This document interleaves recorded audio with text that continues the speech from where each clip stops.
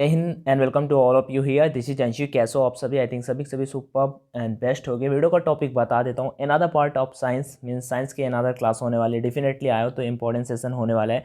Coast guard exam को नजरिए में रखते हुए कोस्ट मतलब ये सीरीज चला रहा हूँ। डेफिनेटली कोस्ट गार्ड एग्जाम को मैं काउंटिंग के बोलूँ तो 25 डेज मैक्स या और फिर 20 डेज आपके एग्जाम के लिए बचे हुए हैं, तो उसी के लिए मैंने स्टार्ट किया। डेफिनेटली थोड़ा सा है कि आपका एग्जाम क्रैक हो जाए, स्पेशली डीबी, क्योंकि जीडी की प्रिपरेशन आप सभी कर सकते हो लेकिन डीपी पे कहीं ना कहीं पंगा हो जाएगा।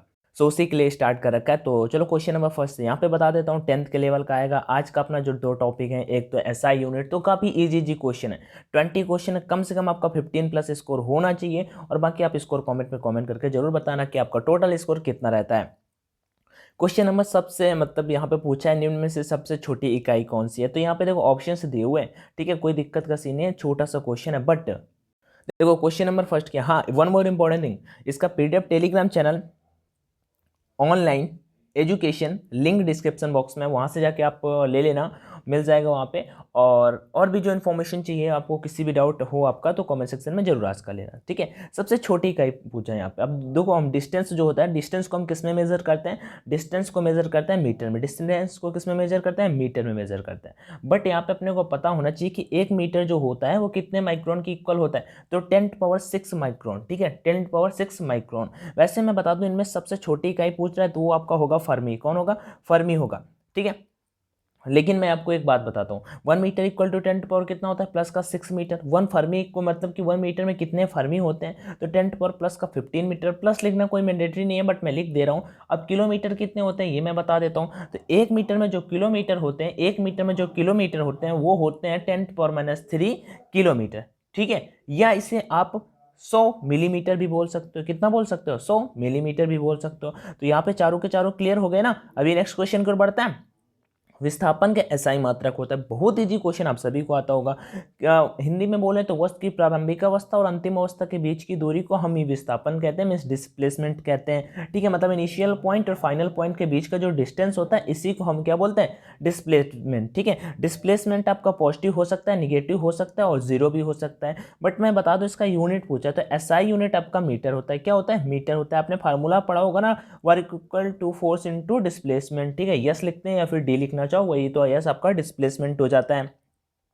आगे क्वेश्चन नंबर 3 की ओर बढ़ते हैं। एसआई पद्धति में मूल इकाइयां कितनी होती हैं? तो मूल इकाइयां कितनी होती हैं? 7 होती हैं, ठीक है। काफी इजी क्वेश्चन है, मुझे पता बिल्कुल इजी है, लेकिन भाई डीबी का पेपर है, मैं हार्ड भी लाऊंगा। अभी तीसरा पार्ट ही है तो दिक्कत ना लेना स्टार्टिंग के सेशन से। और ज़्यादा हार्ड भी नहीं आएगा। आपका 10th के लेवल का आना है तो आप समझ सकते हो 10th के लेवल का कैसा होगा पेपर, ठीक है। और उसमें टाइम भी कम दिया हो तो डेफिनेटली पेपर फिर तो आपका पेपर इजी ही आने वाला है। तो एसआई पद्धति की मूल इकाइयां कितनी होती हैं? टोटल 7 होती हैं, ठीक है। वही आपको आई थिंक पता भी होगा, मैं बता देता हूँ। द्रव्यमान, लंबाई, ताप, प्रकाश की चाल, एम्पियर, ठीक है, पदार्थ की मात्रा, मोल, ये जो होता है ना, यही सब।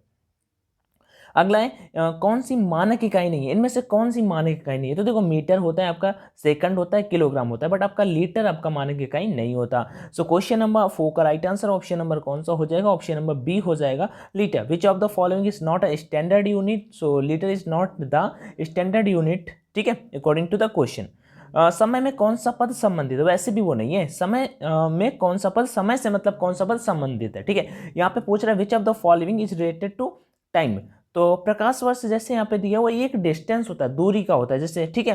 एंगस्ट्राम भी आपको पता होगा, 1 एंगस्ट्राम इक्वल टू कितना होता है? 10⁻10 मीटर होता है भाई, ठीक है। लेकिन यहाँ पे पूछ रहा है कि समय से कौन रिलेटेड है? तो समय से रिलेटेड है लीप ईयर। कौन है? Leap year. आपको इंग्लिश में तो आपने सुना ही होगा लीप ईयर। क्वेश्चन नंबर 5 पे अधिवर्ष जो होता है ना, उसे अंग्रेजी में हम क्या बोलते हैं? लीप ईयर कहते हैं भाई, सिंपल सा सामने लिखा हुआ है, ठीक है। हर 4 वर्ष में आने के वाला मतलब वर्ष होता है, हर 4 साल में तो आता है ना। इस बार तो आया है तो मतलब कि 28 का ही फैब हुआ है ना, फिर 29 का हो जाता है।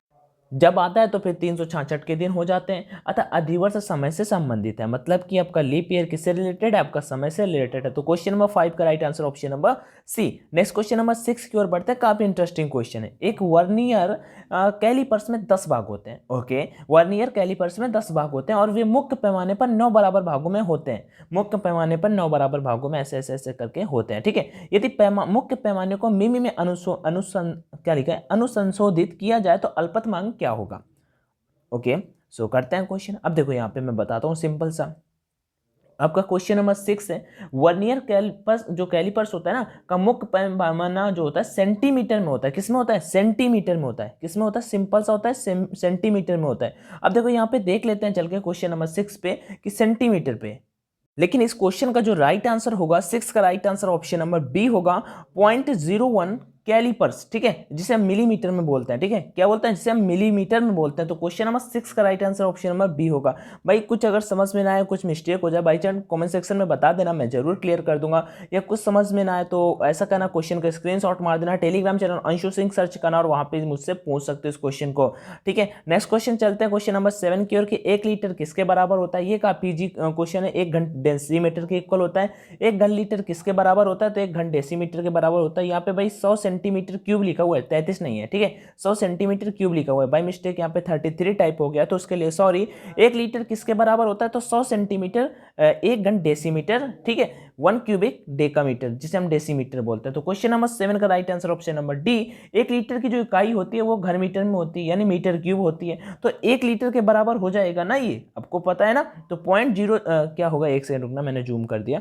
0.001 घन मीटर के और 1 घन डेसीमीटर, मतलब कि 1 घन डेसीमीटर के इक्वल में हो जाएगा कौन? 1 लीटर बराबर होता है किसके बराबर होता है? 1 घन डेसीमीटर के। क्वेश्चन नंबर 8 की ओर बढ़ते हैं। मीटर पैमाने का अल्पतमांक क्या होता है? मीटर पैमाने का अल्पतमांक होता है, ये काफ़ी इजी है। मीटर पैमाने का अल्पतमांक 0.1 आपका मीटर में होता है। ठीक है, 0.1 मीटर में होता है। सो क्वेश्चन नंबर 8 का राइट आंसर। लेकिन इसे मिलीमीटर भी कहा जाता है। इसे क्या कहा जाता है? इसे मिलीमीटर भी कहा जाता है। तो उस बेसिस पे इसका राइट आंसर कौन सा हो जाएगा? वो का ऑप्शन नंबर बी हो जाएगा, 0.1 सेंटीमीटर में आ जाएगा। 0.1 सेंटीमीटर में आ जाएगा। ठीक है, मीटर पैमाने का अल्पतमांक क्या होता है? 0.1 सेंटीमीटर में आ जाएगा। मीटर में निकालना चाहो तो मीटर में निकाल सकते हो। ठीक है, नेक्स्ट क्वेश्चन की ओर बढ़ते हैं। क्वेश्चन नंबर 8 के बाद क्वेश्चन नंबर 9, पृथ्वी से तारों की दूरी को आसानी से निम्न से किस इकाई में व्यक्त कर सकते हैं? मतलब पृथ्वी से तारों के बीच की दूरी जो होती है उसे मेजर करने के लिए हम किसका यूज करते हैं? प्रकाश वर्ष का यूज करते हैं, लाइट ईयर का यूज करते हैं। प्रकाश वर्ष दूरी मापने की सबसे बड़ी इकाई होती है। अच्छा, एक प्रकाश वर्ष बराबर कितना होता है? 9.46, ठीक है, इंटू 10⁻12 किलोमीटर। कितना होता है? किलोमीटर। 9.46 इंटू 10⁻12 किलोमीटर होता है। नेक्स्ट क्वेश्चन की ओर बढ़ते हैं कि एक तारा है, एक स्टार है, पृथ्वी मतलब अर्थ से 12 प्रकाश वर्ष की दूरी पर।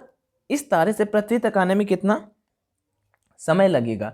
अब देखो यहाँ पे भाई 10 वर्ष, 15 वर्ष, 5 वर्ष, 12 वर्ष। एक मान लो तारा है, पृथ्वी से 12 प्रकाश वर्ष की दूरी पर है।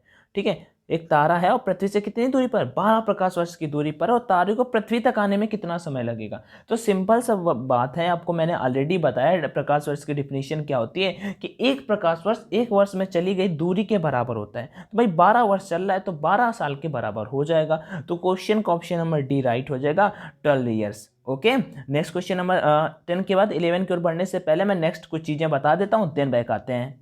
देखो भाई, ऑनलाइन टेस्ट लगाना चाहते हो डेफिनेटली लगा सकते हो, एग्जाम है आपका क्लोज। और मैं एक बात और बता देता हूँ, अपकमिंग मतलब आज की डेट में वीडियो देख रहे हो, आपको टेस्ट सीरीज बाई करनी है, डेफिनेटली कर सकते हो। बेस्ट है, आपको कंटेंट में मिल जाएगा और न्यू पैटर्न पे आपको और कहीं भी देखने को नहीं मिलेगा। तो डेफिनेटली आपके लिए बेस्ट कंटेंट और कम प्राइस में 149 में भी 15 टेस्ट आपको मिल जाएंगे। इनके नंबर्स और बढ़ाए जा सकते हैं, मतलब 15 है, इनके 20 किए जाएंगे। ठीक है, एग्जाम से पहले आपका कोस्ट का नाविक डीबी का, जीडी का, यहाँ पे आप रैंकिंग देख सकते हो, दूसरे से आपसे ऊपर कितने आ रहे हैं, आपसे नीचे कितने आ रहे हैं। निगेटिव मार्किंग है, कोस्ट गार्ड में नहीं है बट एयरफोर्स में है तो उसमें निगेटिव मार्किंग मिल जाएगा। और यहाँ पे नंबर ऑफ कैंडिडेट बहुत ज़्यादा है भाई, 2-2 लाख तक लड़के यहाँ पे भाई एयरफोर्स वाले लगाते हैं। कोस्ट गार्ड पे इतने नहीं है, कोस्ट गार्ड पे आई थिंक 30-40 हज़ार तक ही मिलेंगे, बट इसमें कुछ ज़्यादा ही मिल जाते हैं। तो आप टेस्ट बाई करिए और बाई करते समय कोड का ऑप्शन आएगा तो ऑनलाइन D50 डाल देना, आपको 50% का डिस्काउंट मिल जाएगा। और कोई क्वेरी है तो डेफिनेटली कॉमेंट सेक्शन में मुझसे पूछ लेना। ठीक है, एक बार बाई कर लोगे तो दोबारा एक्सप्लोर का ऑप्शन होता है, वो कर लेना, तो उसमें सारे के सारे टेस्ट मिल जाएगा। ये बहुत बेस्ट है, सेम कोड से करना पड़ेगा आपको। बाकी फिर भी कोई दिक्कत है तो भाई कमेंट में जरूर बताना, मैं आपको रिप्लाई कर दूंगा। आगे बढ़ते हैं। नेक्स्ट क्वेश्चन है कि निम्न में से कौन सा तत्व सभी अम्लों में पाया जाता है? इनमें से कौन सा तत्व सभी अम्लों में पाया जाता है? क्वेश्चन नंबर 11, देखो मैं बता दूं, जो आपका हाइड्रोजन होता है, हाइड्रोजन एक तत्व है जो सभी अम्लों में, अधिकांशतः सभी अम्लों में पाया जाता है। तो क्वेश्चन नंबर 11 का राइट आंसर कौन सा हो जाएगा? Option number A. Question number 12, निम्न में से किस अम्ल को रसायन राज के नाम से जाना जाता है? बहुत पूछा गया। अभी यहाँ पे आज मैंने केमिस्ट्री की भी क्वेश्चन ऐड किए, बायोलॉजी की भी क्वेश्चन ऐड किए, बट मोस्टली केमिस्ट्री के हैं क्योंकि बायोलॉजी के ऑलरेडी मैंने लास्ट के 2 सेशन में क्वेश्चन पिक किए थे। तो मैंने कहा चलो फिजिक्स का ज़्यादा इंपॉर्टेंस रहेगा, बट उसके साथ में हमें बायो और केमिस्ट्री की भी क्वेश्चन कराने चाहिए। तो जो आपको रसायन राज के नाम से किसे जाना जाता है वो आपका होता है H2SO4, जिसे हम सल्फ्यूरिक अम्ल के नाम से जानते हैं, H2SO4। नेक्स्ट है COOH के OH समूह को निम्न से किसके प्रयोग द्वारा Cl से भी स्थापित किया जाता है? ठीक है, वैसे इसे ओइक बोलते हैं, इसे बोलते हैं आपका ऑल बोलते हैं, या क्लोरीन होता है आपका। तो चलो किससे किया जाता है यहाँ पे? ठीक है, तो मैं बता दूं क्वेश्चन नंबर 13 पे आपका COOH काम गया। COOH, एक सेकेंड रुकना गाइस, कलर थोड़ा सा चेंज करते हैं। COOH या फिर OH, ठीक है, के समूह को PCl5 या PCl3 एक और होता है, वो क्या होता है मैं बताता हूं, जिससे निकाला जाता है, वो होता है SOCl2 के प्रयोग के रूप में, प्रयोग द्वारा क्लोरीन में विस्थापित किया जाता है। ठीक है, और ऑप्शन में आपका कौन सा है? PCl5 दिया हुआ है। तो क्वेश्चन नंबर आपका कौन सा था? क्वेश्चन नंबर आपका 13 का right answer option number A हो जाएगा। नेक्स्ट क्वेश्चन की ओर बढ़ते हैं 14 की ओर। निम्न में से किसको कार्बोलिक अम्ल के रूप में नाम से जानते हैं? कार्बोलिक अम्ल के नाम से जानते हैं, इनमें से किसे जानते हैं बताओ भाई? वो जानते हैं आपको फिनाल को। किसे जानते हैं? फिनाल को। फिनाल का वैसे नाम जो फार्मूला होता है वो होता है C6H5OH। ठीक है, इससे इसका जो दूसरा नाम होता है वो होता है hydroxyl benzene, hydroxyl benzene. Next question की ओर बढ़ते हैं, क्वेश्चन 14 के बाद 15 की ओर। कौन सा अम्लीय लवण होगा? इनमें से कौन सा अम्लीय लवण होगा? वो होगा आपका NaHSO4। ठीक है, इसका रासायनिक नाम मुझे बता सकते हो। ठीक है, इसका नेम क्या होता है वो कमेंट सेक्शन में बता सकते हो क्वेश्चन 15 पे। नेक्स्ट क्वेश्चन की ओर बढ़ते हैं 16। ये बहुत इंपॉर्टेंट, मतलब आज के 20 क्वेश्चन में सबसे इंपॉर्टेंट क्वेश्चन ये 20, मतलब इनमें से सबसे इंपॉर्टेंट ये पूछा जाता है। इसमें दो है ना, इस वजह से अम्ल नीला लिटमस पत्र को लाल में बदल देते हैं। ठीक है, अम्ल नीले लिटमस पत्र को लाल में बदल देते हैं, पहले नीले फिर लाल। अम्ल जो होते हैं नीले लिटमस पत्र को किस में बदल देते हैं? लाल में कन्वर्ट कर देते हैं, मतलब कि acid converts blue litmus paper into red. Okay, so question number आपका 16 का right answer option number D. 17 आपको कमेंट सेक्शन में कमेंट करके बताना है कि राइट आंसर क्या होगा। सांद्र HNO3, ठीक है, HNO3 अम्ल से त्वचा का रंग नीला पड़ जाता है, क्योंकि with the concentration of HNO3, यहाँ पे डबल टाइम लिख गया उसके लिए sorry, the skin turns yellow protein because. ऐसा क्यों होता है? तो ऑप्शन आपके सामने, प्रोटीन का जेंथोप्रोटीन में रूपांतरण हो जाता है, HNO3 अम्ल एक निजी कारक के रूप में कार्य करता है, नाइट्रोसेल्यूलोज बनाता है, अम्ल एक ऑक्सीकरण कारक के रूप में कार्य करता है।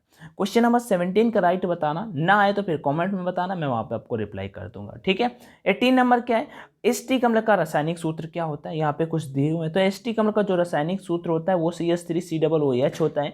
CH3COOH होता है। एसीटोन का यहाँ पे दिया हुआ है, एसीटोन का यहाँ पे दिया हुआ है, बट एस्टिक अम्ल का पूछा हुआ है। सिरके का रासायनिक नाम क्या होता है? सिरके का रासायनिक आपका एस्टिक अम्ल होता है, क्या होता है? CH3COOH अभी ऊपर ही बताया। एसीटोन भी मैंने आपको अभी जस्ट ऊपर बताया। C2H5OH आपका एथेनॉल होता है। फॉर्मल्डिहाइड आपका SCHO होता है। ठीक है, फिर भी इन सभी में अलग इन फार्मूलों को याद कर लोगे तो आपको काफ़ी मतलब हेल्प मिलेगा।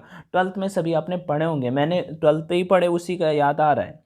आगे, लेड बैटरी में प्रयोग होने वाला अम्ल कौन सा होता है? तो बैटरी में प्रयोग होने वाला जो मोस्टली यूज किया सबसे ज़्यादा मात्रा में होता है वो आपका 38% होता है, जिसे हम H2SO4 बोलते हैं, जिसे हम सल्फ्यूरिक अम्ल बोलते हैं, H2SO4। ठीक है, गलत लिख दिया मैंने, बट H2SO4 ऐसे। ठीक है, ये होता है। लेड बैटरी में प्रयोग होने वाला अम्ल है कौन है? आपका सल्फ्यूरिक अम्ल है। ऑप्शन नंबर डी राइट हो जाएगा। और guys PDF Telegram channel online education से डाउनलोड कर लेना, प्रैक्टिस करो ऑनलाइन जितनी ज़्यादा कर सकते हो। कोई डाउट है तो कमेंट में ज़रूर मुझसे बताना, और टेस्ट लगाओ, बाई करते समय कोड आएगा तो ऑनलाइन D50 डालना। और बाकी थैंक यू, जय हिंद एंड ऑल द बेस्ट।